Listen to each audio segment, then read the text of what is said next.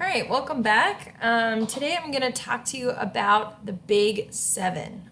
These are different categories of thinking about psychology. Sometimes they're called schools of psychology or schools of thought within psychology, approaches, or perspectives. So you may hear any of these terms. We're talking about these different branches of psychology. And like we mentioned last class, psychology is the scientific study of behavior and mental processes. So there are lots of different ways of explaining behavior, of understanding behavior, and studying mental processes. And not all psychologists agree with each other.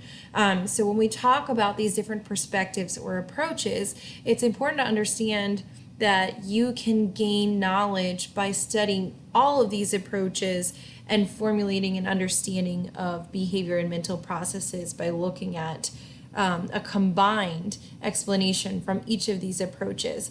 Although there are psychologists that specialize in one of these perspectives or one of these approaches. And so you may find that you agree with some, but others you might not agree with, or you may, one approach may explain behavior in this particular case, but not in a different case. So we want to keep this in mind as we go through. All right, the first perspective was developed by Sigmund Freud, who we studied last time. This is the psychoanalytic perspective. So the modern day offshoot of this is psychodynamic psychology. For our purposes, you can use these as the same branch. Just understand that the psychodynamic perspective is the more modern branch of this. It does put less emphasis on some of Freud's ideas. For example, the psychodynamic perspective doesn't stress childhood experience as much and childhood trauma as much as Freud's psychoanalytic perspective did. But we'll get into that more later on this year. For right now, you can kind of use these interchangeably, okay? So it was fathered by Sigmund Freud. It talked about how our behavior comes from unconscious drives.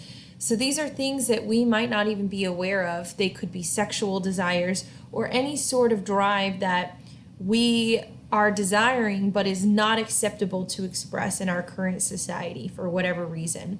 And so we repress these things, or we don't acknowledge those feelings, and they come out in our behavior according to the psychoanalytic branch of psychology. So these are our unconscious drives. Freud emphasized how issues in our childhood and childhood trauma can come out in our behavior throughout our lifetime.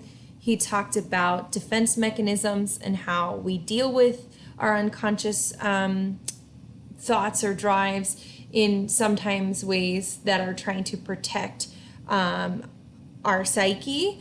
And he also talked about analyzing our dreams in order to discover and deal with these unconscious motives. So we'll be talking about a lot about Freudian psychology and the psychoanalytic perspective as we go. Some of you may be wondering, is it true that Freud's theories were discredited in recent years? There are some people who, yes, believe that some of the things Freud talked about don't have as much merit as early psychologists thought. However, it is still something that is taught in psychology. Some psychologists still believe in Freudian techniques, and it did form the basis of psychotherapy as we develop it in the modern era. So it is worth studying as well. Now, things like Freudian papers on the use of cocaine, obviously, yes, that has been discredited, but psychotherapy itself is definitely alive and well. All right, the cognitive perspective looks at how we think. How do we take in information and make sense of that? How do we formulate memories?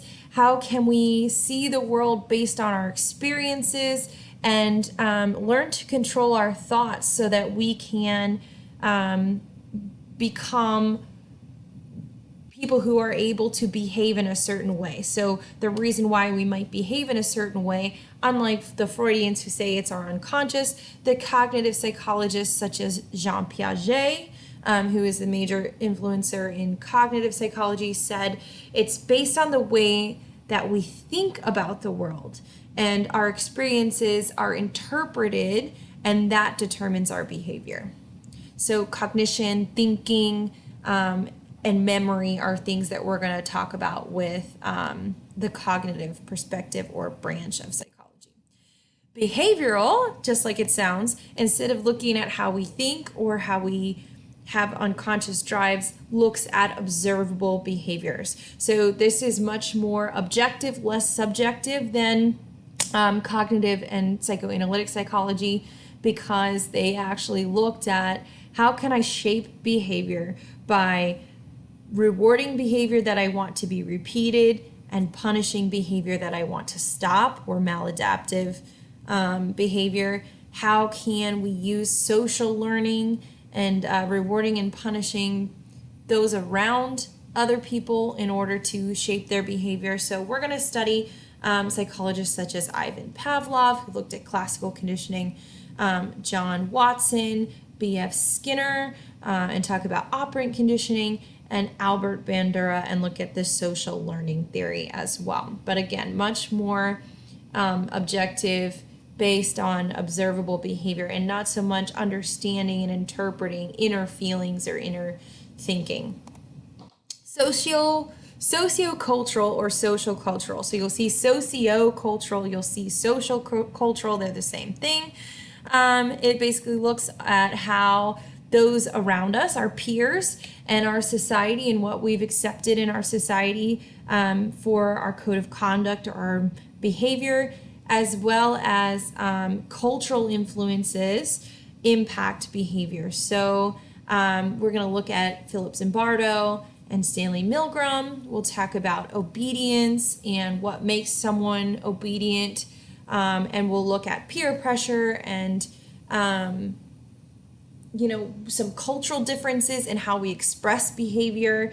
Does where you're from influence how you behave and how you interpret others' behavior, things like that. So this is a combination of social and cultural influences. Evolutionary psychology is based on Charles Darwin and Darwinism, and his natural selection theory, that survival of the fittest. He basically said how we can apply this to psychology in an evolutionary explanation is that we behave the way that we do because those are behaviors that help us survive. Those that behave that way live and are able to procreate, and therefore those behaviors are passed down genetically to the offspring because they help to enable survival. So just looking at, what explains behavior? Well, we do this because it helps us survive, or because our ancestors passed on these particular genetic traits that influence our behavior due to natural selection. All right, humanism. We're going to talk about humanism quite a bit, specifically the ideas of Abraham Maslow and Carl Rogers. Humanism, I almost call it like the humanistic hippies, because it's all about peace and love and understanding and making people feel good about themselves. The humanists really revolutionized psychology by kind of making it more personable, making it more acceptable to be treated. They changed the terminology from patient to client. So the person receiving therapy was called a client. So they talked about client-centered therapy. How can we make people feel good about themselves and build up their self-esteem and give them what they call it unconditional positive regard, helping yourself to accept who you are and always work towards growing as a person, working towards what they call self-actualization and living to your fullest potential. So something we talk about in school a lot is this growth mindset. That's an example of a humanistic idea, because it focuses on accepting who you are at the moment, but working to better yourself and trying to always reach the next level, or what can you do to also at the end transcend yourself and work towards bettering the world and work towards helping other people. We're going to look specifically at Maslow's hierarchy of needs, which is this pyramid here, and how humanists really believe that if someone is behaving in a way that is maybe not acceptable or not good, it's because they have needs that are not being met. So they may have physiological needs, they may not feel safe, they may not feel loved or like they belong, they may have self-esteem issues, or they may not be working towards bettering themselves. And so how can we, instead of saying you're bad and you're wrong, how can we recognize what needs are not being met and help that person to reach those needs? Okay, the biological perspective, you'll hear biomedical as well. This looks at the body, looks at the brain, and the peripheral nervous system as well, understanding how those systems work to make you behave in a certain way. And then also looking at the endocrine system and hormones within the body, drugs and how drugs influence the body, and how we can use brain differences to explain behavior, as well as other biological differences to explain behavior. So this is a more recent field. This is a field that uses medicine, surgery, and other biological techniques to help treat certain psychological disorders that are founded on biological causes. So not just needs being met and do you feel loved, but if you have a chemical imbalance or you have a part of your brain that's not functioning, how can we use medicine to treat that? And so we'll actually be moving into this unit after Unit 2. Unit 3 studies biology, and we'll be talking more about this then. It's exciting. Okay. All right, so the last thing I want to touch on is not necessarily a perspective, but kind of is tied to Darwinism. It's the idea of sometimes when we're trying to explain behavior in psychology, we talk about nature versus nurture. All right, and so nature is in psychology not like trees and the rainforest or anything. Nature means who you are based on your nature. So it would be things that you're born with, your genetics, hereditary influences, and the way that your body works biologically. Nurture, on the other hand, would be your experiences, how you've grown up, sociocultural influences, what type of family you had, what type of education you had, what type of friends you had, and how all of those things that you were not born with but you experienced throughout your life influence you. So a lot of times we talk about this nature versus nurture. What makes you who you are? Is it your genetics or is it your experiences? And what we know is that it's not one or the other. It is a combination of both factors. And we're going to be talking about this throughout the year. We are going to look at genetics and identical twins who are raised in different environments. Some things will be the same about them regardless of their environment. Other things will be different. And we want to understand how nature and nurture work together. This does also tie into Darwinism, because we know that with nature, the genetics that do enable survival are passed on. So, despite your nature, will your nurture then influence what type of person you are, how you behave?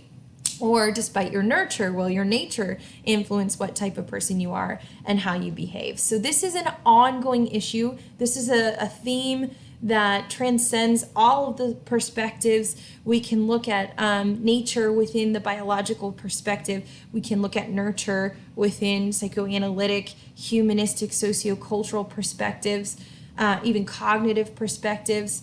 And so we're going to constantly be coming back to this nature and nurture. They call it nature and nurture, and how these things shape who we are as a person in our development. Okay, all right, so that's where I want to stop this recording. And I hope that you learned about the big seven perspectives and nature and nurture.